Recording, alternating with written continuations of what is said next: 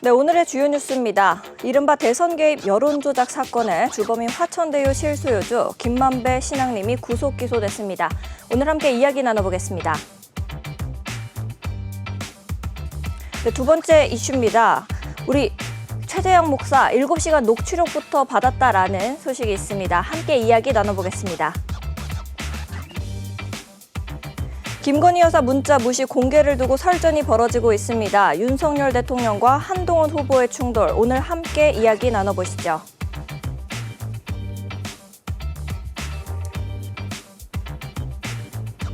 시청자 여러분 안녕하세요. 종횡무진 김세희 진행을 맡은 아나운서 유비아입니다.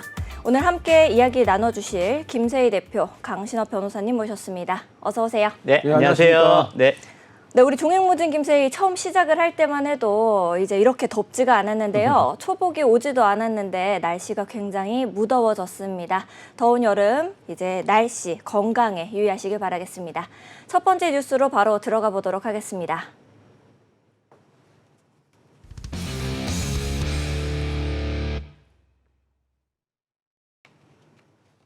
네, 이른바 대선 개입 여론조작 사건의 주범인 화천대유 실소유주 김만배 신앙님이 구속 기소됐습니다.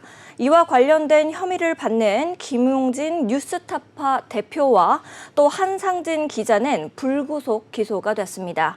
대선 개입 여론조작 사건은 이 화천대유 실소유주인 김만배 씨와 신앙님 전 뉴스타파 전문위원이 짜고 이 허위 인터뷰를 대선 직전에 보도하고 또 그 대가로 이 수억 원을 주고받은 사건입니다. 김세희 대표님, 이 해당 사건 좀 설명해 주실 수 있을까요?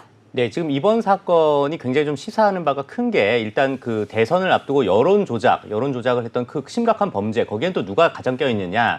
바로 이제 좌파의 대표적인 그런 어떤 노조인 민주노총 산하 언론노조가 개입한 사건입니다. 지금 이 많은 분들이 좀 모르시는 분들이 있을 수도 있는데 이 신학님이라는 인물이 이 기사에서는 이제 뉴스타파 전 전문위원 이렇게 나오는데 사실 이분이 누구냐? 바로 민주노총 산하 언론노조 위원장 출신입니다. 그렇기 때문에 사실 이게 민주노총 산하 언론노조가 얼마나 큰 조직이냐 하면 KBS, MBC, SBS, 뭐 ITN, 뭐 연합뉴스, 뭐 온갖 그 언론사들, 주요 언론사들을 사실 장악하고 있는 게 민주노총 산하 언론노조거든요. 그러니까 이들이 얼마나 이 좌파 진영이 조직적으로 그 우파 진영을 여론 선동을 할 수 있는가를 좀 보여준 단면이 있고요. 사실 이게 사실 단순히 뉴스타파라는 매체 하나가 여론 조작을 한 게 아니라 또 여기를 받아서 수많은 뭐 언론사들이 사실 여기에 또 함께 동조를 했었습니다. 동조를 했었고 사실 지난 대선 때 정말 대선을 완전 임박해서 아마 이 보도가 나왔던 걸로 제가 알고 있어요. 그렇기 때문에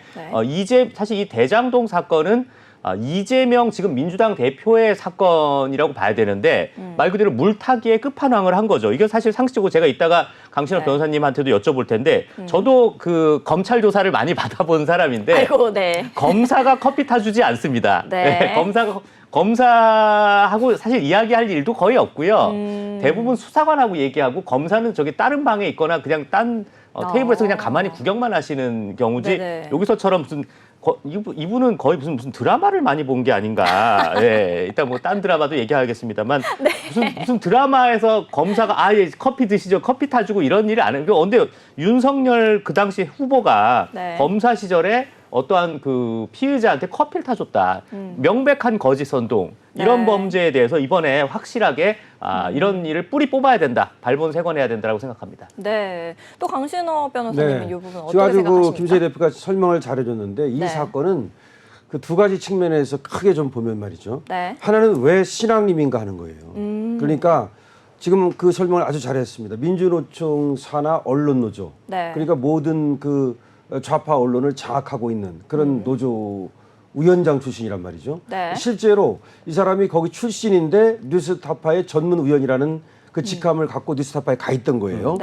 자, 그런데 이 뉴스타파에서 보도를 하자마자 실제로 이게 한겨레라든지 경향이라든지 당시에 뭐 MBC라든지 이런 데서 바로 받아서 뿌려버렸거든요. 그만큼 신앙림이가 좌파 언론 쪽에서 중요한 인물이었기 때문에 김만배가 신앙림을 포섭했다고 봐야 되는 겁니다. 이 사건이. 그래서 이거는 대선 여론 조작을 통해 가지고 대선의 결과를 바꾸려 했던 거죠. 실제로 2021년 9월에 이 인터뷰를 했는데 네. 그것이 2022년 3월 6일 날 아, 대선 3일 전에 한 거군요. 터뜨립니다. 네. 그래서 이걸 뉴스타파에 터뜨려가지고 네. 그거를 다른 언론에서 받는 식으로. 그러니까 3일 전에 왜 3일 전인가? 네. 그러니까 기회를 안 주는 거죠. 네. 반론에 어떤 시간을 안 주고 나서 윤석열은 이렇게 나쁜 사람이다. 네. 그러니까 조우영이라는 한테 커피를 타줬다. 그리고 3일이 중수 포인트네요. 입과장 네. 시절에 수사를 이렇게 무마했다. 이렇게 프레임을 짜간 거죠. 네. 그다음에 또 하나는 여기서 이제 김만배라는 인물에 주목해야 되는 거죠. 네. 대장동의 실소유주 아닙니까? 그리고 조우영이가 누구냐면 천화동인 6호의 소유자입니다. 이 조우영이가. 그러니까 네. 커피를 얻어먹었다가 하는 조우영이가 말이죠. 네. 이렇게 지금 연결을 시키는 거거든요. 네. 그래서 결국 김만배가 대장동 돈을 가지고 이 언론 노조 출신의 좌파 언론에 엄청난 영향을 가지고 있는 신앙님과 서로 티키타카 짬짬이를 해가지고 네. 돈을 주고받으면서 대선의 결과를 바꾸려 했다. 이런 천인공노할 사건인 거죠. 그러니까 김대업 사건 네. 그리고 바둑이 네. 김경 누굽니까? 김경수. 승관? 예, 그 사건의 버금간 아니 그보다 더 큰 네. 그런 대선 공작이다 이렇게 보면 되겠습니다.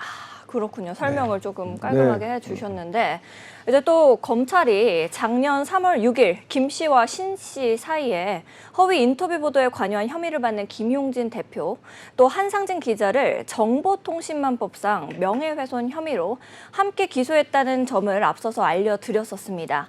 이들은 2021년 9월에 진행된 이 허위 인터뷰를 방금 말씀해 주신 대로 대선 3일 전에 이 보도한 혐의가 적용이 됐습니다.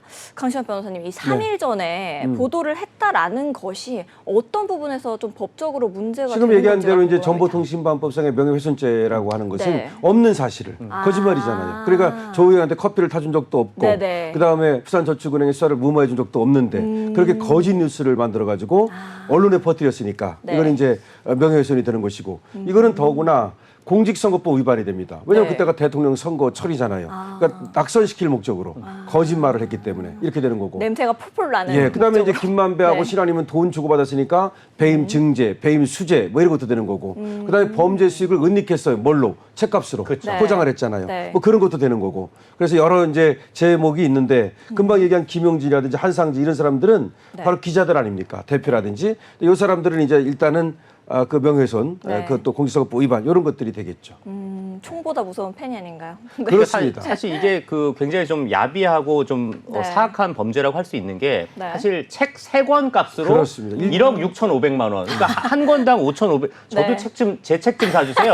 이제 이런 말이 나올 정도로 정말 책 3권에 1억 6,500만 원. 이건 말 그대로 네. 책은 핑계고 뇌물을 준 거죠. 뇌물을 대가로 그렇죠. 말 그대로 3권. 김만배라는 어마어마한 그 돈을 가지고 있는 자본가가 그렇죠. 민주노총 산하 언론노조 위원장을 그렇죠. 통해서 예. 뇌물을 주고 이 선거에 개입한 정말 사악한 범죄다라고 생각할 수 있습니다. 신앙님이라는 사람은 요거 말고도 네. 자기 책에 혼맥지도라는 거거든요. 네. 그 책을 이제 누구한테 줬는데 그 사람이 누구냐면은 그 국립중앙의료원장 이 사람인가 봐요. 네. 근데 이 사람이 이걸 이제 문재인한테 선물을 했답니다. 근데 너 내 허락받지 않고 선물해서 그래갖고 네. 그 책값 그 갈취해가지고 말이죠. 네. 1억 5천만 원을 달라 그래가지고 결국 4,700만 원을 뜯었답니다. 아이고야. 내가 너한테 준 거지 네. 왜 저 사람한테 줬냐. 요거 가지고. 내가 줬는데 왜? 그렇지. 그러니까 신앙님의 어떤 네. 밑바닥을 알 수 있는 네. 거죠. 신앙님의 밑바닥을 알 수 있는 거고 네. 이것들이 바른 척하면서 뒷돈 챙기는 데는 아주 선수고 공부하는 데는 선수다. 네. 화가 좀. 이거 성토해야 됩니다. 알겠습니다. 네, 윤 대통령이 명예훼손 혐의로 구속 기소된 두 사람의 실형 선고 여부에 대한 법원 판단에 더욱 주목해 봐야겠습니다. 계속해서 다음 뉴스로 또 이어가 보도록 하겠습니다. 더불어민주당이 현직 검사 이 4명에 대한 탄핵 소추안을 발의한 지 3일 만에 이 검찰이 경기도 법인카드 유용 의혹으로 이재명 민주당 전 대표 부부에게 소환을 통보한 것으로 파악이 됐습니다. 이 법인카드 유용 의혹으로 이 전 대표를 소환한 것은 이번이 처음입니다. 이 출석을 응할 경우 대장동 의혹 등을 포함해서요. 이번이 이제 7번째 검찰 소환 조사가 되는 겁니다. 강신호 변호사님, 이 검찰은 4일 먼저 이 전 대표의 보좌관한테 연락을 해가지고 이 구두로 출석을 요청하고 또 5일에 우편으로 출석 요구서를 보냈다라고 하더라고요. 네. 보통 이렇게 하루 차이로 계속 요구를 하나요? 이제 검찰이 막바지, 네. 이게 막바지거든요. 다른 사람들에 대한 조사나 수사는 다 있는데요. 있는데요. 배소연 같은 경우에는 네네. 이미 처벌을 받았습니다. 그래서 징역 10월에 집행유예 2년인가요? 네. 이렇게 이미 선고를 받고 형이 확정됐어요, 더군다나. 근데 같은 공범이거든요. 네. 같은 공범인데 배소연이 이렇게 처벌을 받았는데 김혜경하고 네. 이재명은 이렇게 늦어지고 있는 겁니다. 그리고 여기에 이제 우리 조명은 씨라고 하는 참고인 있지 않습니까? 네. 다 또 지금 조사가 됐고요. 그래서 두 사람을 이제 소환 통보를 했다는 거죠. 다만 시간은 조율하고 있는가 봐요. 네, 아직 네. 조율됐다는 얘기는 안 나오고 네. 있습니다. 자, 그런데 여러 가지 날짜를 보냈다라고 하더라고요. 그렇죠. 이제 네. 몇 가지 이제 왜냐하면 네네. 당 대표고 네. 뭐 정치 일정이 있으면 요거에 네. 대해서 이렇게 좀 네. 조율하자 네. 이런 얘기인데 원래 그 술 약속 잡을 때도 원래 한 몇 개 보내죠. 3개 정도 너 3일, 보내잖아요. 5일, 6일 중에 언제든 네, 이렇게요? 그러니까 나름 좀 예의를 지킨 거죠. 예의를. 네. 근데 요거에 대해서 이제 3개 정도 네. 이렇게 보냈으면 예의를 충분히 갖춘 거 아닙니까? 네, 네. 그럼 여기서 골라가지고 보내야 되는데 안 보내고 있는 것 같아요. 네. 손이 개기고 있는 언제 것 같아요. 봐줄 거야? 왜 그러면 그렇게 하느냐? 네. 이제 검사 탄핵에 대해서 이제 검찰이 좀 부글부글 하고 있거든요. 네. 그러니까 이제 그거에 대한 보복으로 저렇게 소환 통보를 했다. 네. 또 이렇게 지금 연결을 시키고 있는 겁니다. 근데 닭이 먼저냐 달걀이 먼저냐는 말이 있지만 네. 검사 탄핵이라는 자체가 지금 잘못된 거 아닙니까? 그쵸, 그쵸. 탄핵 사유가 없음에도 불구하고 이재명을 수사했다는 이유만으로 지금 탄핵을 했기 때문에 지금 물론 그거는 연계시키면 안 되겠습니다만은 네. 검사 탄핵은 상당히 잘못된 것이고 심지어 노무현의 사인 곽상원마저도 그렇죠. 거기에 네. 기권표를 던지지 네. 않았습니까? 자, 그런데 이번에 이제 법인카드 이용 의혹에 대해서 소환 통보를 한 것은 네. 막바지 수사를 하고 있는 것이고 검찰에서 그렇게 얘기했습니다. 소명 기회를 주기 위한 것이다. 아. 소명 기회를 마지막으로 주기 위한 것이다. 네. 이미 이제 경찰에서 다 수사가 돼 있고요. 지금 검찰에서 막바지 이제 네. 다 수사한 다음에 소명 기회 와서 얘기해 보시오. 할 말 있으면 하시오. 이런 거기 때문에 기꺼이 이재명도 나가서 소명을 해야 되는 것이 옳죠. 김세희 대표님은 어떻게 좀 사실 이 보십니까? 사건이야말로 제일 단순한 사건이죠. 말 그대로 네. 법인카드를 사용한 사건이기 때문에 네. 이건 뭐 그렇습니다. 내역이 말하고 있는. 뭐 이스라엘 가장 정직한 게 돈의 흐름인데 네. 돈의 흐름에 따라서 아마 이건 뭐 금방 그 결론이 날 것 같고요. 네. 잠깐 검사 탄핵 얘기를 잠깐 하자면 사실 이게 뭐 워낙 뭐 여러 명의 검사분이 말도 안 되는 이유로 네. 이재명을 수사했다는 이유 하나만으로 지금 탄핵이 됐는데 네. 뭐 그 중에 한 분을 굳이 제가 꼽자면 네. 한 분은 그 5년 전에 술이 취해서 네. 청사내에서 네. 뭐 대변을 봤다. 뭐 실수를 했다, 뭐 네. 지렸다, 뭐 이런 거 그걸로 있는데, 탄핵하는 겁니까? 네, 근데 설사 왜 그랬어? 설사 그게 지렸다고 네. 하더라도 그게 무슨 탄핵 사유가 되냐? 이건 말이 안 되고 심지어 네. 100번 양보해서 그분이 어떤 대변 실수를 저질렀다 해도 그것도 말이 안 되지만 이분이 자기는 그런 실수를 저지른 적이 없다. 명백한 허위 사실이다. 이거를 말하기도 살지. 네. 그럽니다. 네, 그 사실 저도 이거 보면서 얼마 배꼽을 잡고 웃었냐면 수많은 채널에서 이렇게 대변 네. 얘기가 많이 나온 걸 처음 봤어요. 네. 뭐 다 이게 뭐 아기들이 되게 좋아합니다. 이렇게 응아 얘기나든지. 네, 뭐 방비대장 뿡뿡이 뭐 이런 네네. 것처럼. 네. 그래서 이게 본의 아니게 참 이 대변 논란이 됐는데 사실 대변 논란 자체가 일단 이 해당 네. 검사님이 사실이 아니다. 그리고 이게 왜 탄핵 사유가 되는지 모르는데 이 검사님이 다름 아닌 네. 이재명의 대북 송금 사건을 수사하셨던 검사예요. 네. 그렇기 때문에 더더욱 이거 의도적인 탄핵이다라고 볼 수밖에 없고 네. 사실 이거는 무슨 뭐 보복도 아니고요. 말 그대로 네. 정말 이건 오히려 검사님들이 보복을 당한 거죠. 거꾸로 그쵸. 검사님들이 보복을 당한 거고 말 그대로 이 법인카드 문제는 단순한 사건이기 때문에 네. 돈의 흐름에 따라서 조속히 이재명과 이재명 부부는 처벌을 네. 받으면 되지 않을까 생각됩니다. 이게 제가 좀 궁금한 게 민주당 의도대로 뭐 검사 탄핵이 보통 강시원 변호사님 가능합니까? 이게 뭐냐면 참 이거 국민의힘 입장에서는 이제 네. 너무 많은 의석을 내준 것이 문제인데 네. 탄핵이라는 것이 두 가지 과정을 거쳐요. 하나는 네. 국회 의결 네. 그리고 헌법재판소의 심판. 그런데 일단 150석만 갖고 있으면요. 네. 일단은 탄핵을 소추할 수 있어요. 그럼 탄핵을 소추하면 물론 네. 이제 국회에서 이제 의결을 거쳐서 탄핵 소추하는 겁니다. 네. 그러면 직무가 정지됩니다. 그 심판이 날 때까지 그걸 노리는 거예요. 네. 어차피 헌재 가면 기각돼요. 탄핵 사유가 없기 때문에. 네. 근데 일단은 그때까지 검사의 직무를 정지시킬 수 있으니까 일단 정지시켜. 일단 정지시키는 거죠. 네. 그리고 모욕을 주고 마치 뭘 잘못해가지고 탄핵 당한 것처럼 네. 탄핵 당한 검사 이런 프레임을 걸어버리는 거죠. 그러니까 못됐네요. 아주 못된 네. 거죠. 그러니까 탄핵이라고 하는 것은 그럴 사유가 있을 때 하라고 예외적으로 사용하라고 준 거 아닙니까? 네. 이걸 예외적으로 사용 안 하고 자기들을 수사한 검사는 나쁜 놈이다. 거기 쓰겠다. 이렇게 되면은 네. 국회가 권한을 남용하는 거죠. 네. 이렇게 되면 원칙적으로 말하면 자꾸 저러면 국민들이 저항권을 발동해서 국회를 해산시켜 버려야 됩니다. 네. 예, 지금 헌법에는 국회 해산권이 없지만 국민의 저항권이라는 것이 있거든요. 네. 그러니까 국가기관이 그 누구라도 국민을 배신 때리고 그리고 헌정을 중단시키고 유린할 때는 네. 국민이 나설 수 있는 겁니다. 그렇기 때문에 자꾸 저런 식으로 한다면 민주당이 네. 정말 해체될 수도 있습니다. 지금 그러자라도 민주당은 네. 우연정당 해산 심판을 갖다가 지금 했거든요. 네. 자유민주당에서. 그래서 민주당의 저런 어떤 행태가 국민의 역풍을 불어올 가능성이 있다. 이렇게 말씀드리겠습니다. 알겠습니다. 네, 탄핵을 심판하는 이 헌법재판소의 공정한 판단의 귀추가 주목되겠습니다. 계속해서 다음 뉴스로 좀 이어가 볼게요. 이 불법 대북 송금 검찰 수사팀 등이 포함된 검사 4인에 대한 이 탄핵 소추안을 국회 법제사법위원회로 회부하는 안건이 야권 주도로 본회의를 통과했었다라는 거 우리 방금 얘기 나눠서 다들 아실 겁니다. 더불어민주당 내 친 이재명계 그리고 또 강성 지지층이 해당 검사 탄핵에 대해서 기권한 곽상원 민주당 의원을 향해서 강도 높은 이 비판을 쏟아내고 있습니다. 이 부분 김세희 대표님 어떻게 좀 보십니까? 그러니까 이게 사실 민주당이라는 당이 그래도 굉장히 역사가 긴 정당인데 네. 역대 가장 지금 이재명이라는 존재로 인해서 좀 네. 민주당 자체가 굉장히 좀 훼손되고 있는 게 아닌가 생각돼요. 어찌됐건 네. 민주당이 다 각자의 개별적인 의견이 있는 그런 각자의 국민을 대표하는 국회의원인데 이게 뭐 이재명이라는 인물한테 조금이라도 도움이 안 되면 네. 바로 그 개딸들이 네. 개혁의 딸, 네. 개딸들이 나서서 이와 같이 막말을 하는데 이건 사실 거의 좀 이 기사에도 나온 표현입니다. 패드립이라는 표현이 나오는데 이건 네. 패드립에 해당되죠.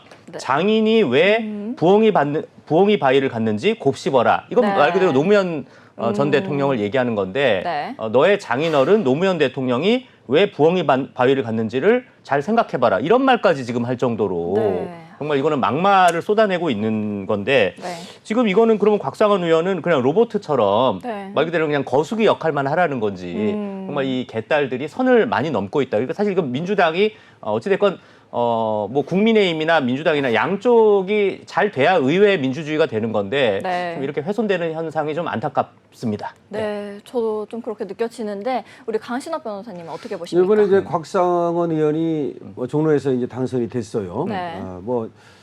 노무현 전 대통령의 사위라고 하는 후광을 입은 건 맞죠. 네, 그렇게 됐는데 이번에 검사 탄핵에 기권을 했거든요. 근데 저걸 기권한 거는 네. 저 곽상원 의원이 또 변호사 출신 아닙니까? 네. 법조인이고 그 양심에 저는 기한 것이라고 봅니다. 근데 그거에 대해서 지금 이 개딸들이 뭐라고 얘기를 하는 거냐면 네. 금방 김세희 대표가 얘기한 것처럼 그렇게 말을 하면서 너 장인이 검사들한테 시달리다가 죽은 것을 모르느냐. 이렇게 지금 검사들한테 시달리다가 노무현이 죽었다. 그러니까 검사 대 노무현. 자꾸 이렇게 왜 예, 그렇게 지금 갈등을 일으키고 네. 지금 분란을 일으키는 겁니다. 네. 그런데 너는 네 장인이 검사들 때문에 죽었는데 너는 검사 편을 드느냐. 지금 이런 어떤 프레임을 거는 거예요. 네. 그러면서 우리가 공천을 해준 게 잘못이다. 네. 이렇게 얘기를 합니다. 근데 이거는 이 국회의원이라고 하는 것은 말이죠. 자신이 그야말로 직무를 행함에 있어서 우리가 면책 특권도 주고 불체포 특권도 주고 여러 가지 특권을 주면서까지도 네. 국회의원을 보호하는 이유는 네. 이 국정을 함에 있어서 그야말로 법에 따라서 그리고 양심에 따라서 활동하라는 거 아닙니까? 근데 그걸 갖다 옥죄는 거 아니에요. 지금 옥죄 가지고서 부엌이 바위까지 얘기하면서 너 그러다 죽을 줄 알아라. 뭐 그런 얘기 아니겠습니까? 네. 자, 그것은 이 개딸들이 도를 넘고 있고 아까 금방 얘기를 잘했는데 민주당이라는 당이 과거에 그래도 면면이 내려오던 그 전통과 이런 것들이 다 사라지고 그냥 완전히 개차반 당이 됐다. 그걸 얘기해주는 한 장면이라고 말할 수 있겠습니다. 네, 맞습니다. 두 분께서 이렇게 말씀해 주신 대로 이 민주당 강성 지지자들의 도가 넘는 비난은 민주당의 편향성을 구조적으로 보여주는 한 단면이기도 한데요. 이러한 모습 국민의 눈높이에서 평가될 것으로 판단됩니다. 다음 뉴스로 또 넘어가 보도록 하겠습니다.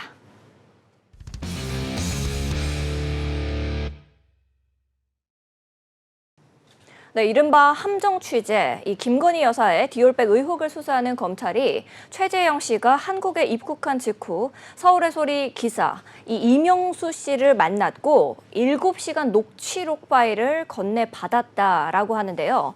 검찰은 이른바 7시간 녹취록 이후 김 여사와의 연락이 끊긴 이 씨가 최 씨를 통해서 김 여사에게 접근을 시도한 것으로 이제 의심하고 있습니다.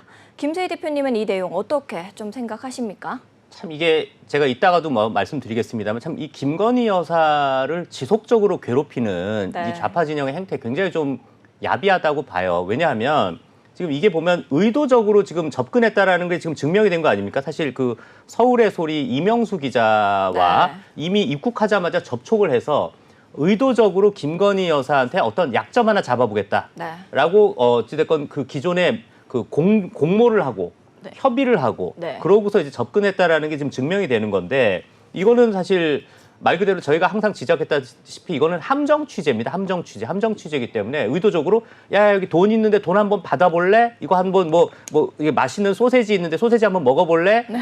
이런 식으로 이거 함정을 팠다라는 거죠. 이거는 정말 이거는 애초에 이건 성립이 안 되고 이건 네. 범죄 중에 중대 범죄에 해당되고 실제로 이 최재형이라는 인물이 네. 김건희 여사와의 통화한 내용을 보면 저는 절대로 어디 외부에 유출 안 시킵니다. 보안 지킵니다. 네. 뭐 서울의 소리는 민주당 이중대입니다. 네. 백은종 나쁜 사람입니다. 이명수 믿을 수 없습니다. 그런 말까지 해가면서 김건희 여사를 어찌됐건 속이는 그 절차를 네. 했다.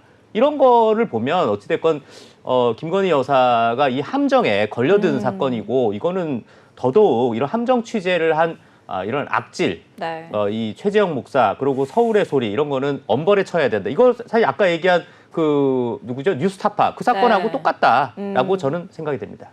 네, 우리 강신업 변호사님 네, 어떻게 이것도 생각하십니까? 보면은 인간이 얼마나 그 사악한가를 네. 보여주는 사건입니다.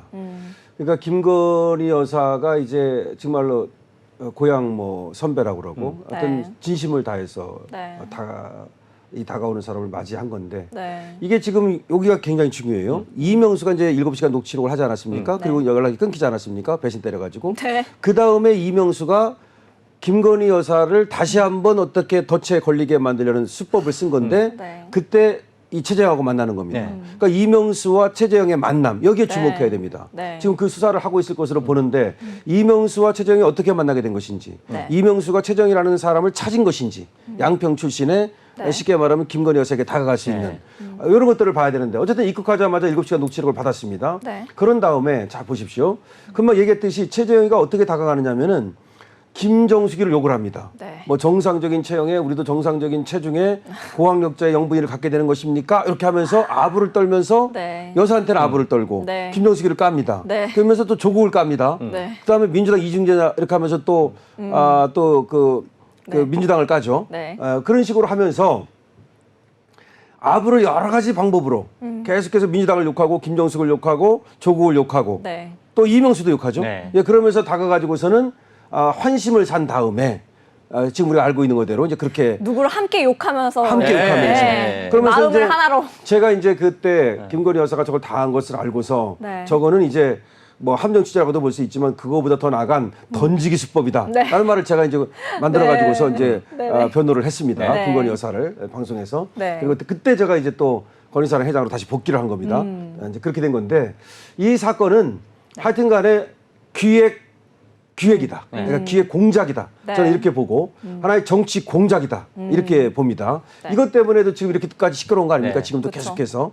그다음에 이제 한동훈하고 또 김건희 여사의 문자라든지 이것들이 전부 다 이와 연관되는 것이거든요. 네. 자, 그래서 이것도 역시 김건희 여사를 갖다가 궁지에 빠뜨리기 위한 나아가서는 윤석열 정권을 흔들기 위한 이명수의 기획 그러니까 네. 이명수 뒤에는 물론 이제 백은종도 있고 네. 서울의 네. 소리 물론 거기에 이제 최재형도 공범이고 이제 그런 것이라고 저는 봅니다.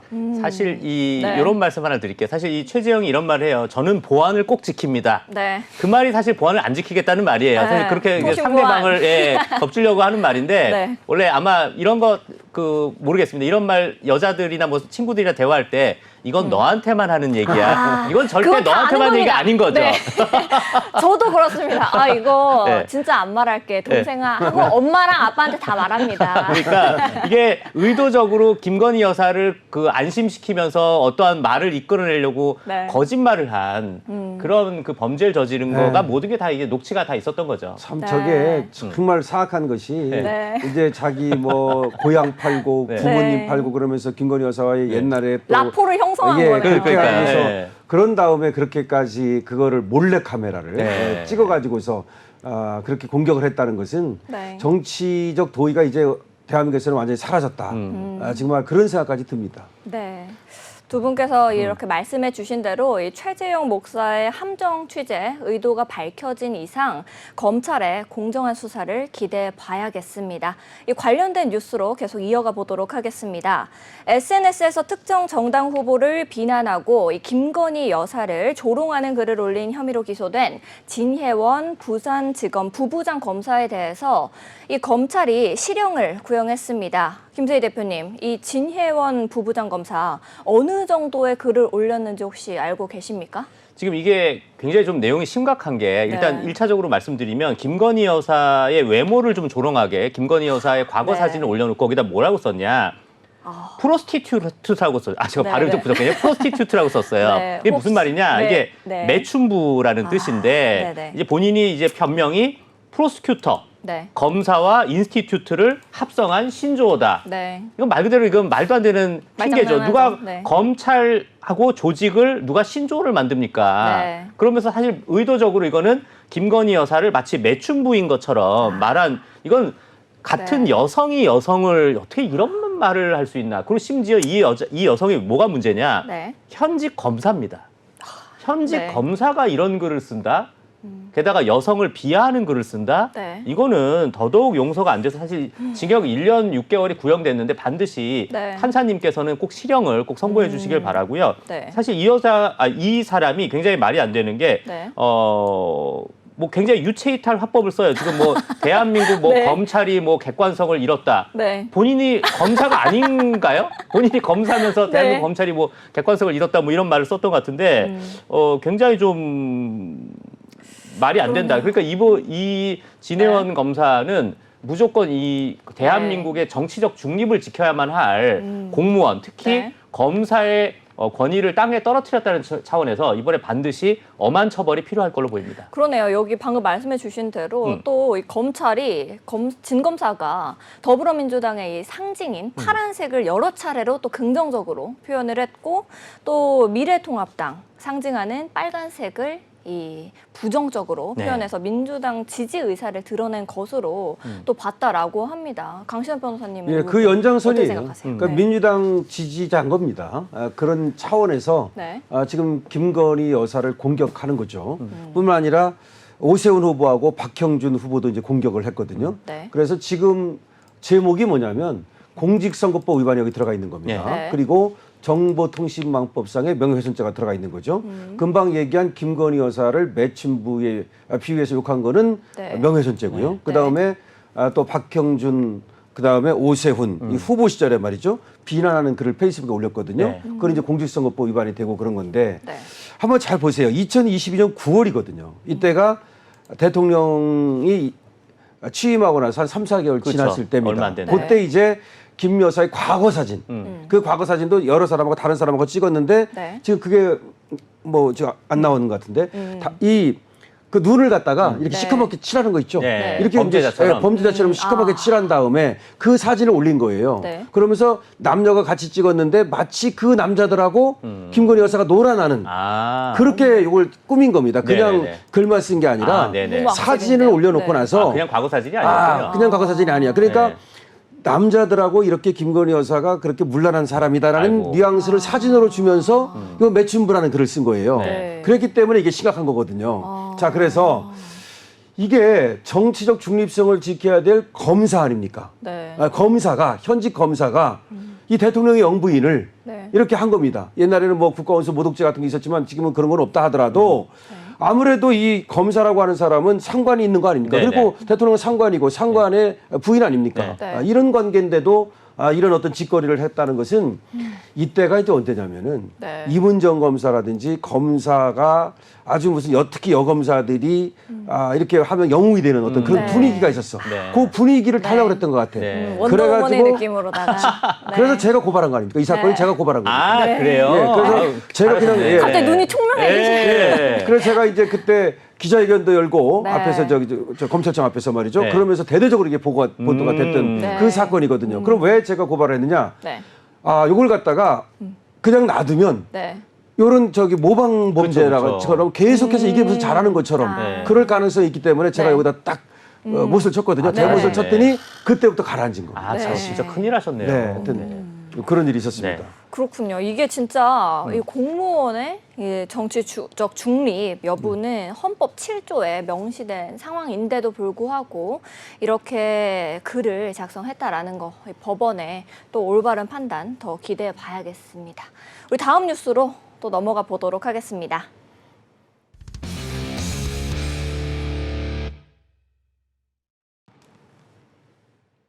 네, 지난 1월 이 명품백 수수 의혹으로 사과 압박을 받던 김건희 여사. 실제로는 당시 비대위원장이었던 한동훈 후보에게 무려 5차례나 걸쳐서 사과 의사를 나타내는 메시지를 보낸 것으로 공개가 됐습니다. 김재희 대표님 해당 내용 좀 알고 계십니까? 네, 이게 사실 결국은 이제 그 5차례 문자까지 이제 다 공개된 상황인데 네. 김건희 여사가 무려 5번이나 네.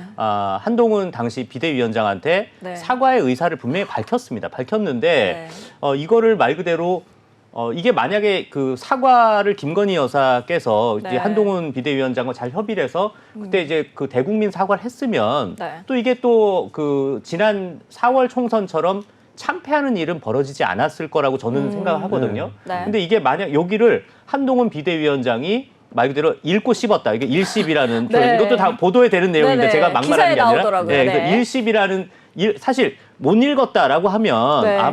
바빠서 못 봤을 수도 있겠다라고 하지만 무려 네. 5차례나 보낸 걸 다 읽고 진짜 제가 다 마음에 상처입니다. 네, 일십이 사실 더 네. 상처거든요. 네. 네, 원래 그 뭐 잔이 이런 것도 안일십과 일십이 있더라고요. 헤어진 네. 여친한테 네, 잔이 하는 걸 안 읽었으면 뭐 진짜 자나보다. 근데 네. 읽고서 안 하면 이거 더 상처거든요. 네. 진짜. 안 자는데. 네. 근데 이거 말 그대로 네. 굉장히 이거는 좀 나쁜 일이고 게다가 여기다 한동훈 비대위원장이 뭘 또 잘못을 했냐. 네. 최근에 어디 언론에다 본인의 그거를 좀 회피하려고 네. 김건희 여사가 사과 의향의 문자 내용이 아니었다라고 말을 했어요. 네. 이거는 심지어 거짓말입니다. 이번에 다 공개가 됐죠. 공개됐기 때문에 이건 누가 봐도 네. 한글을 읽을 수만 있다면 이건 사과 의향이 맞습니다. 네. 근데 이거를 한동훈 비대위원장이 그냥 읽고 씹었기 때문에 결국 네. 이게 어디까지 나비 효과가 났냐. 사실 이번 총선의 최대 책임은 바로 한동훈 비대위원장이다. 네. 최종 책임자인 한동훈 비대위원장이다라는 걸 이번에 명확하게 증명이 됐기 때문에 이게 결국 이번 전당대회의 좀 네. 최대 이슈가 되지 않을까 생각됩니다. 맞아요. 네, 정리 이렇게 해주신 대로 김건희 여사 문자 무시 공개를 두고 설전이 벌어지고 있습니다. 대통령실이 전당대회에 대놓고 개입하려 한다라는 한동훈 후보 측 의견과 또 지난 1월 보낸 문자를 굳이 공개할 이유가 없으며 오히려 당무 개입에 대해서 공개적으로 거론하면서 이 한 후보에 대한 불쾌감을 드러내는 대통령실 입장이 충돌을 하고 있는 건데요.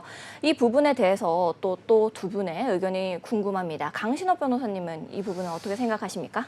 글쎄요, 지금 한동훈 전 비대위원장에 대해서 보수에서 많은 기대를 걸었지 않습니까? 네. 근데 이제 그 기대가 지금 무너지고 있는 건데 정치는 원래가 신의가 있어야 됩니다. 네. 예, 민무신 분립이라 그래가지고 이 신의가 없으면 정치는 바로 설 수 없다 네. 이렇게 얘기하는 겁니다.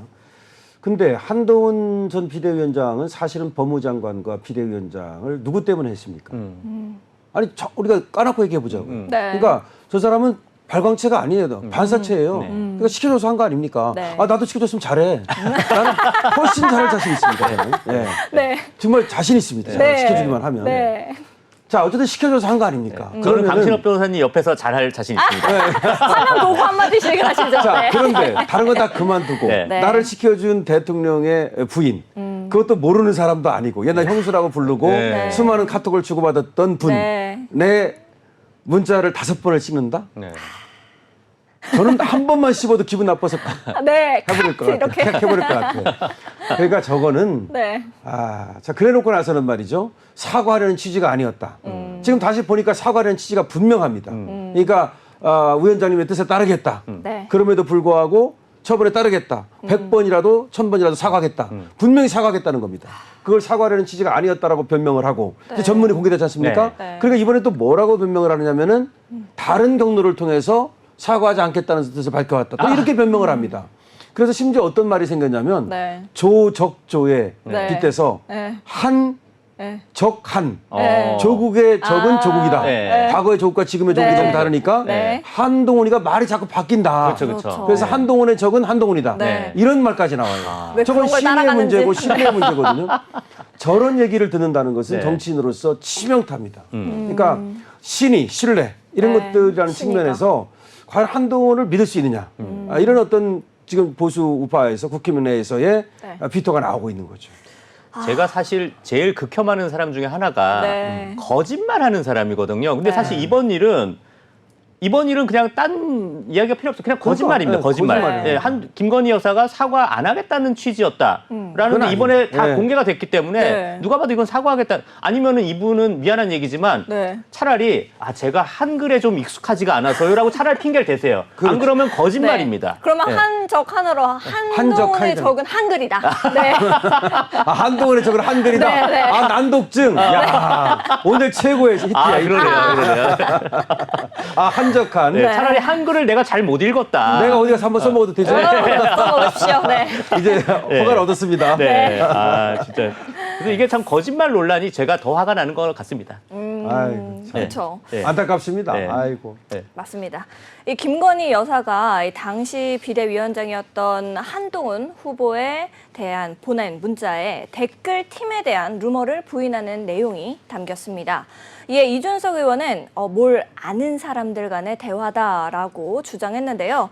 이 의원은 이 댓글팀이라는 용어가 나왔다라는 그 자체가 신기하다라고 하면서 한동훈 전 위원장이 김건희 여사 측에서 댓글팀을 이용해서 자기를 공격했다라고 오해하는 것을 김 여사가 부인하는 것으로 보인다라고 말했습니다. 이 부분에 대해서는 두 분 생각이 어떠신지 굉장히 궁금한데요. 김세희 대표님 생각은 좀 어떠십니까? 아니 이것도 똑같아요. 이것도 네. 보면 네. 지금 그러니까 요새 대한민국 정치인들 수준이 왜 이렇게 떨어졌는지 지금 이준석도 난독증입니다. 이준석도 난독증이에요. 왜냐하면 제가 이때 이 기사에도 분명히 나옵니다만 김건희 여사의 문자 내용을 본인이 빗대어서 댓글팀? 그러면 지금 김건희 여사 주변에 댓글팀이 있다는 뜻 아니냐라고 지금 해석하는 그 내용인데 네. 혹시 그 김건희 여사께서 쓴 그 텔레그램 글자 화면에 좀 띄워주실 수 있을지 모르겠는데 네. 거기에 이렇게 나와요. 김건희 여사가 1월 23일에 네. 그 한동훈 비대위원장한테 이렇게 얘기해요. 네. 제가 댓글팀을 활용해서 한동훈 비대위원장 주변을 비방하는 일 있다고 네. 들었습니다. 네. 사실이 아니고 앞으로 그런 일 없을 것입니다입니다. 네. 이 말은 무슨 말이냐? 댓글팀이라는 말이 있다라는 소문이 있지만 네. 전혀 사실이 아니다. 앞으로도 그렇죠. 그런 일 없다. 네. 가 김건희 여사님의 말씀인데 네. 지금 여기다가 이준석은 앞뒤 얘기 다 자르고 댓글팀? 댓글팀이 있나 뭘 보네. 본 거야?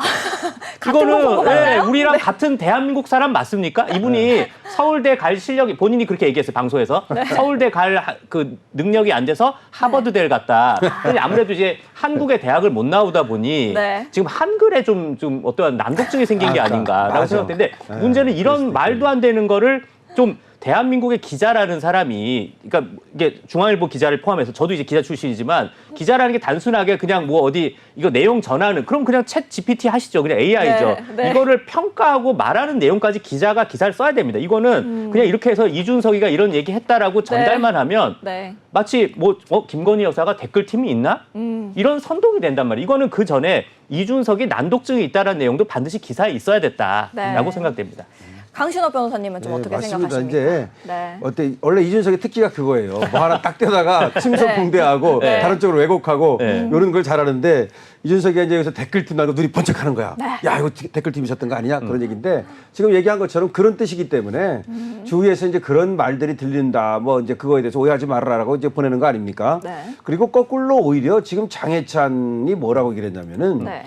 한동훈이가 언론을 관리했다. 법무장관 때부터. 원래 그런 말이 있었어요. 네. 이 한동훈 법무장관이 법무장관 때부터 언론 기자들한테 자꾸 뭘 써달라고 한대. 네. 직접 들은 얘기입니다. 그리고 언론 관리를 잘하고 그렇게 네. 이미지 관리를 한다는 얘기 들었어요. 네. 그때 댓글팀이 있었다라고 지금 오히려 장해찬이가 얘기를 하면서 한동훈이가 법적 조치를 취한다면 거기 내가 대응해주겠다. 네. 네. 들어와. 네. 이렇게 하고 있습니다, 지금. 그래서 어쨌든 지금 이 댓글팀이라고 하는 것은 김건희 여사 쪽에서 했을 리는 없고 하지도 않았다. 이건 분명한 것 같습니다. 자, 지금 말씀하신 거에 제가 잠깐 좀 네. 뭐 첨언을 하자면 사실 제가 예전에도 얘기했었습니다만 이제 한동훈 비대위원장이 취임한 지 한 달 정도 됐을 때 1월 21일 날 이관섭 당시 대통령 비서실장이 와서 한동훈 비대위원장 보고 물러나라라고 얘기했다. 근데 이제 저희가 이 맥락을 다 듣고 나니까 이미 1월 15일부터 김건희 여사가 그렇죠. 무려 5차례를 걸쳐서 했는데 했기 때문에 거기에 이제 윤석열 대통령이 경로를 하셔서 그 이유가 다 있더라고요. 예, 그래 이제는 저희가 다 이해했어요. 이제 그렇게 된 건데 문제는 그때도 1월 21일에 이관섭 대통령 비서실장이 나 물러나라고 했다라고 한동훈 비대위원장이 기자들한테 말했습니다. 네. 이 말은 오히려 지금 그 강신업 변호사님 말이 딱 맞아떨어지는 게 한동훈 비대위원장이 누구보다도 기자들한테 그 매체를 활용했다라는 걸 증명하는 게 아닌가. 이제는 다 이제 모든 게 다 톱니바퀴 맞듯이 다 이제 떨어지는 게 아닌가. 이제야 생각- 이해가 되는. 네. 지금 이제 말에 하나만 덧붙이면 여사가 그 사과하겠다는 뜻을 보낸 게 1월 15일이에요. 네. 그런데 김경률이가 1월 17일 날 말양떠네 들리잖아요. 맞아요, 네. 맞아요. 그러니까 1월 15일 문자를 씹어버리고 네. 일십하고 나서 네. 1월 17일 날 김경률이가 말양떠네 들 얘기하고 네. 1월 18일 날 한동훈이 국민 정서에 맞지 않는 그렇죠, 부분이 있다. 그렇죠. 이렇게 얘기한 거예요. 네네. 타임라인이. 그렇죠. 그러니까요. 그렇게 얘기하니까 그래서 1월 19일 날 다시 보냅니다. 네. 여사가 저 문자를. 네. 그리고 그것 때문에 이제 윤석열 대통령이 경로해가지고 네. 1월 21일인가 또 19일 것도 씹어버리니까 네. 그래서 1월 20일에 물러나라 그런 거야. 네. 그러니까 다 이유가 있는 겁니다. 네. 그러니까 여사가 사과하겠다 그랬는데 네. 그걸 씹어버리고 말양떠냈다 얘기가 네. 나왔다는 얘기는 네. 한동훈 쪽에서 의도적으로 그렇게 한 거 아니냐는 의심을 사고 있는 거죠. 제가 사실 그 당시에 방송할 때는 네. 이거는 뭐 윤석열 대통령이나 한동훈 비대위원장이나 둘 다 못났네 못났어라고 했었어요. 네. 그 당시에. 근데 네. 그 당시에 제가 왜 둘 다 못났네 못났네라고 한 이유는 김경률이 마리 앙뚜아네트 얘기한 거 그 잘못이니까. 네. 근데 그걸로 이제 겨우 한 달 된 한동훈 비대위원장이 네. 그걸 물러나라고 했다. 이건 좀 심하다라고 생각했는데 제가 이제 보니까 아니 김건희 여사가 무려 1월 15일부터 네. 계속 네. 그런 문자를 보냈는데 읽고 씹었다? 이건 사실 정말 물러나라고 할 만한 그런 그렇죠. 상황이었다라고 이제는 판단됩니다. 읽고 씹었을 뿐만 아니라 플러스 네. 역공을 가한 그 거죠. 이후에. 네. 예. 그 씹고 나서 말양떠냈듯 씹고 나서 등진 거죠. 국민 네. 눈높이에 맞지 않는 부분이 있다. 읽고 그렇게 된 대답을 거죠. 안 한다는 예, 것 자체가. 네. 네. 그래서 어떤 얘기가 있냐면 네. 한동훈이 용산을 완전히 배제하고 자기 공으로 만들려고 그때까지만 해도 국민의힘의 지지율이 괜찮았거든요. 1월 달까지만 해도. 네. 그러니까 그런 어떤 그 선대위원장도 혼자 하잖아요. 네. 원래는 공동으로 해야 되거든요. 민주당만 해도 공동으로 하잖아요. 네. 그래서 그런 자기 어떤 나르시스트적 관점이 있는데 그거 하다가 총선을 말아먹었다 이런 얘기가 있는 겁니다. 제가 네. 왜 이 이야기를 하냐면 사실 이번 총선은 질래야 질 수 그럼요. 없는 질 수가 총선이었어요. 없는 질래야 거. 질 수 없는 총선이 사실 네. 지금 뭐 많은 분들이 뭐 누구야 이재명 네. 심판론, 조국 심판론이 2조 심판이 잘못됐다고 하지만 사실 2조 심판은 맞는 말은 맞습니다. 네. 다만 이게 왜 이번 총선이 왜 졌냐? 자꾸 당내에서 갈등 양상을 자꾸 보여준 게 누구냐? 그렇죠. 그렇죠. 이거기 때문에 사실 이건 질 수 없는 총선을 진 거는 네. 한동훈 비대위원장이 책임이 크다가 이번에 더더욱 명확하게 드러난 그런 총선. 그리고 이제 왜 그러냐면 보세요. 여기서 이제 이런 갈등이 불거지고 나서 그 다음에 런종섭 사태가 터지는 그렇죠. 거야. 네. 이종섭. 네. 그다음에 황상무. 그러니까 만약에 한동훈 그 당시 비대위원장이 소통을 잘 하면서 공감하면서 용산과 네. 그렇게 했더라면 얼마든지 런종섭 사태라든가 황상무 사태도 막을 수 있었던 거죠. 네네. 그러니까 대통령이 뭐 고집을 부리다가 이제 뭐 표를 잃었다, 뭐 런종섭 같은 거, 이종섭 네. 뭐 그런 얘기 하지만 그것이 사실이라 하더라도 거기에는 한동훈의 정치적 어떤 이 무능력 이것이 큰 원인이 됐다는 걸 우리는 알 수 있는 거죠. 네. 맞습니다. 이 관련 뉴스로 또 같이 얘기를 좀 나눠보면은 나경원 후보가 현 상황을 두고서 지난해 전당대회 당시 자신의 출마를 저지하기 위해서 연판장을 돌렸던 인사들이 한동훈 캠프에 있다. 라고 하면서 그저 웃지요 라고 말했는데요. 이 부분에서는 좀 어떤 의중이 담겼다라고 보시는지 두 분 의견이 궁금합니다. 김세희 대표님 좀 어떻게 보십니까? 저는 사실 이게 사실 뭐 많은 분들이 이제 관심이 있으신 분들은 이 사태를 다 알 거예요. 이게 오래전 일이 아니라 바로 작년에 있었던 네. 일입니다. 작년 이게 1년 만에 전당대회를 다시 한 건데 작년 전당대회 때 나경원 의원이 출마를 할 때 거의 뭐 53명인가요? 굉장히 많은 그 초선 의원들이 연판장을 돌립니다. 연판장을 돌려서 말 그대로 나경원 그 당시 무슨 저출산 무슨 대책 부위원장 뭐 이분을 완전히 조리돌림을 해버렸어요. 네. 조리돌림을 했기 때문에 이 나경원 의원은 나를 괴롭혔던 원래 사람이 나 괴롭힌 사람 절대 안 있거든요. 그렇죠. 사람이 네. 자기 어려울 때 도와준 사람도 기억하지만 나 괴롭힌 네. 사람 정말 잊어버리지 않는데 이분은 정말 마음에 어떠한 마음을 응어리를 갖고 계실 거예요. 그런데 네. 지금 제2 연판장이 지금 한동훈 연판장이 돌 거다라고 한동훈 캠프에서 지금 얘기를 하는데 네. 지금 나경원 의원 입장에서는 지금 코웃음 치는 거죠. 지금 아니 너네가 지금 누가 누구한테 지금 그 피해자 코스프레를 하고 있냐. 네. 사실 거기에 주도한 사람이 누구냐? 바로 배현진과 장동혁입니다. 사실 이 나경원 의원의 얘기는 딱 배현진과 장동혁을 꼭 집어서 얘기한 거나 다름없습니다. 다름없는데 이게 보면은 실제로 참 정치가 참 제가 이 정치 바닥이 참 네. 이렇게 정말 신선한 우리 강신업 변호사님 같이 이렇게 신선하고 깔끔한 분이 정치 바닥에 네. 들어가시는 게 저는 좀 마음이 아프지만 언젠가는 네. 꼭 정치를 꼭 하셨으면 좋겠는데 이제는 좀 이런 노회하고 사실 이게 네. 나이가 어리거나 뭐 초선이거나 이게 중요한 게 아니라 결국은 네. 정신이 늙으면 아무 소용이 없는 그럼요. 건데 네. 지금 여기에 그 너무 좋은 말씀이시네요. 초선 국회의원들 그때 한 53명인가 55명인가 그 초선 국회의원이 네. 그때는 이제 권력에 빌붙어서 이렇게 그 당시 이제 김기현 그 당시 후보가 아무래도 뭐 윤심을 얻고 있다. 그러니까 다 우르르 가서 김기현한테 네. 해서 나경원을 조리돌림. 그랬다가 이제는 또 한동훈이 어대안이니까 어대안으로 우르르르 어대안이 네. 될지 안 될지도 이따가 좀 말씀드리겠습니다만 네. 뭐 그럴 것 같지도 않은데 그 사람들이 또 우르르 가서 이제는 또 피해자 코스프레. 참 이런 게 참 좀 안타깝고 좀 역겹다라고 생각됩니다. 네. 네, 강신업 변호사님 지금 이제 어떻게 우리 생각하십니까? 김세희 대표 같은 경우 네. 참 우리가 많이 응원했음에도 불구하고 이번에 또 뜻을 이루지 못했는데요. 네. 뭐 저번에 저것도 그렇습니다. 이제 당 대표 선거할 때 얘기 아닙니까 그때 뭐 연판장 주도자들이 지금 뭐 거의 가 있다는 얘기가. 네. 나경원으로서는 그때 나를 갖다가 그렇게 조리돌림했던 놈들이 한동훈에 가가지고서 지들이 피해자 코스프레 하는 것이 진짜 가짜일 거예요. 네. 그렇기 때문에 정말 그저 웃지요 이렇게 얘기를 하고 있는 겁니다. 근데 어쨌든 간에 뭐 지금 한동훈 비대위원장에 대해서 이런저런 얘기가 나오는 것은 하나의 검증 과정이라고 생각을 하면 되고요. 네. 그거에 대해서 국민들께 하나하나 해명을 하고 네. 사과할 것이 있으면 사과를 해야 되는 겁니다. 지금이라도 김건희 여사께 사과할 것이 있다면 하고 네. 해명할 것은 해명하고 그리고 김세희 대표가 아주 적확하고 좋은 말을 했습니다. 거짓말은 안 됩니다. 그렇죠. 오토게이트 사건에서 말이죠. 그것 때문에 물러난 게 아니라 거짓말한 것 때문에 물러난 거 아닙니까? 맞습니다.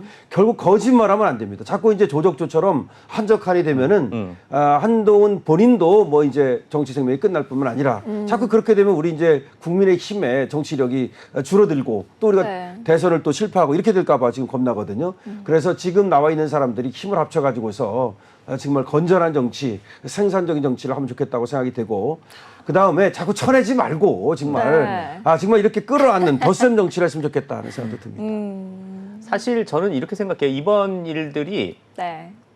좀 참 제가 그래도 그 배현진 의원 같은 경우는 제가 MBC 있을 때 저랑 같이 이제 네. 민주노총 산하 언론노조에 맞서 싸웠던 인물이기 때문에 제가 굉장히 좀 좋게 보고 사실 네. 저랑 같이 박근혜 대통령 탄핵 이후에 사장 바뀌고서 조명창고를 갔던 멤버로서 네. 좀 같이 좀 정치적 동지라고 저는 생각을 했는데 안타까운 게 너무 여기 붙었다 저기 붙었다를 너무 자주 해요. 예를 들어서 뭐 홍준표 당대표 때는 홍준표, 네. 윤석열 대통령 때는 윤석열, 뭐 지금은 또 이제 한동훈, 뭐 이렇게 너무 어린 정치인, 초선의 네. 사실 이제 초선이 아니죠. 어찌됐건 이제 정치 신인이 네. 너무 그런 모습을 뭐 거의 껍빛단 문학 작품 중에 껍빛단 리라고 있는데 네. 거의 껍빛단 리 수준의 이런 모습을 보이는 게 많이 안타까운데 저는 이렇게 봐요. 저는 이제 어대안이 이제 아닐 거라고 봅니다. 이제 어차피 대표는 한동훈 구도가 이제는 아닐 거라고 보고요. 왜냐하면 딱 네. 1년 전에 김기현 후보가 당대표 50% 넘는 압도적인 투표로 당대표 될 때도 네. 뭐 김기현 후보가 어마어마한 유명인이고 인기인이라서 된 게 아니거든요. 결국 이거는 그 조직력인데 제가 볼 때 많은 그 국민의힘의 조직이 좀 네. 마음을 돌리지 않았을까라고 생각을 하고 있습니다. 알겠습니다. 제가 봐도 어대안은 이제 확실히 꺾였고요. 네. 이제는 대세는 이제 지금 이제 혼전으로 들어갔다고 봐야 되는데 하여튼 조직표 네. 그것이 중요하기 때문에 사실 이제 뚜껑은 열어봐야 된다. 그렇게 말할 수 있을 것 같아요. 알겠습니다. 이 국민의힘 전당대회가 문자메시지 진위 여부에 대한 이 친윤, 친한 이런 극한의 갈등 상황보다는 미래 비전을 보여주는 전당대회가 되기를 저희도 함께 바라보도록 하겠습니다. 두 분과 함께 이야기를 나누다 보니 시간이 또 이렇게 흘러서 벌써 종횡무진 김세희 마칠 시간이 됐는데요. 오늘 역시도 함께 이야기 나눠주신 두 분께 진심으로 감사드립니다. 네, 시사와 정치를 재밌게 종횡무진 김세희는 다음 주 화요일 이 시간에 돌아오도록 하겠습니다. 시청해주신 여러분 고맙습니다. 고맙습니다. 감사합니다.